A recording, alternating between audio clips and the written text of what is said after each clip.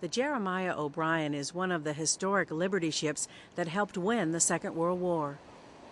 The Liberty ship is a class of ships that were built during World War II. They built 2,751 of them in a number of shipyards around the country, several in the San Francisco Bay Area, in Sausalito, in Marin County, in Richmond, and in other places, Portland, Los Angeles. They were mass produced. One of them was built in only 4 days. This one was built in a time of 52 days, I believe. The purpose of them was to bring cargo and ammunition and troops to overseas, to the Pacific and to Europe. We build them faster than anybody could sink them, and they were considered expendable. If they made 2 voyages, they'd paid off. And this ship is now 60 years old now, and it still runs like as if it were new. So it's built pretty well. This ship has been painstakingly restored to its original glory. The engine room is one of the most impressive things about this vessel. Modesto resident Frank Murator worked in an engine room just like this one when he was only 18. He says these engines were used because they were easy to make, could be built quickly and affordably. The steam comes through these 2 big pipes here, and it's controlled by a control system down here. The steam pushes the piston down, and it also pushes the piston up. And so we have a high pressure piston, we have an intermediate pressure piston, and we have a low pressure piston. The ships were very powerful. This very engine room appeared in the movie The Titanic.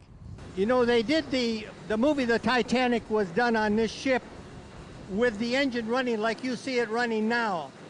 They wanted us to take off all of this housing that you see down here. All of this had to be taken off so that you could see the whole engine was exposed. So if you go see the movie Titanic, this is what you're looking at, this engine.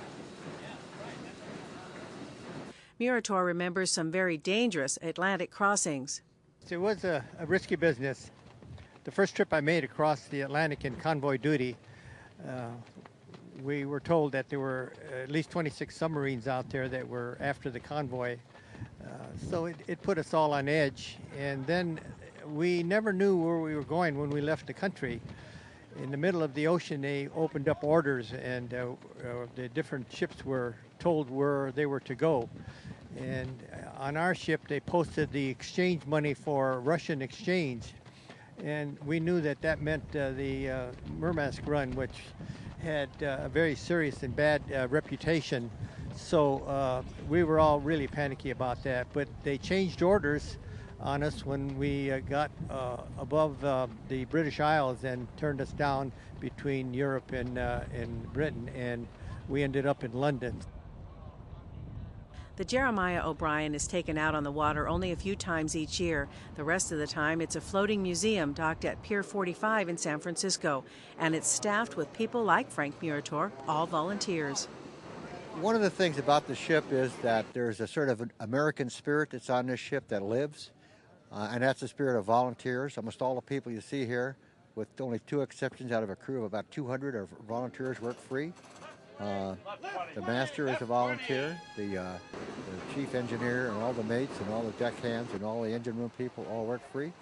And they do it because Americans like to help out, and they do it because if you ever steered this ship or have anything to do with it, you know the ship is alive, and keeping a thing like this alive is really a kick, really. It's a hoot. The Jeremiah Obrien made 7 voyages during World War II, both in the Atlantic and in the Pacific theaters of the war. It's most famous for the 4th voyage as a member of the D-Day Armada, when it made 11 trips shuttling troops and supplies to the Normandy beaches. You can visit the Liberty ship at Pier 45 on the Embarcadero from 9 to 5 daily.